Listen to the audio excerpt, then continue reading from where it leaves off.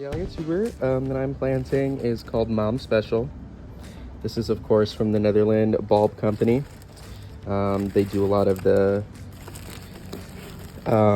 big box stores supply for these dahlia tubers and lilies and all those other kinds of interesting bulbs that you'll see. The reason I chose this one this week was because I could see that they were both alive. If you can, and if you have time when you're shopping for tubers, it's always a good idea to kind of check and see how they're looking. And I'm gonna put both of these in here. This is a pot that I've started with a mix of Pro Mix and Fox Farm Ocean Forest. And at the bottom I did some peat moss. You don't have to do all of that if you don't want to. Simple Pro Mix or Happy Frog or the Ocean Forest would work just fine, or even just, you know, regular old potting soil, as long as you're fertilizing for blooms. You know, you don't want too much nitrogen for dahlias, because otherwise you're going to end up with a really green bushy plant but no flowers. I'm going to make sure that they're getting their potassium,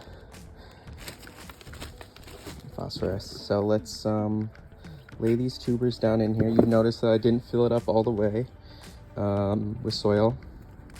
I'm just going to tuck these in here and I'm going to lay them to their side, kind of at an angle.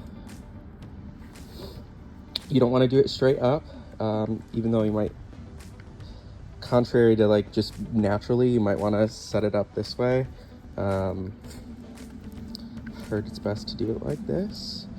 In the eye, which is where this is sprouting from, will find its way. Just gonna lay both these tubers in here.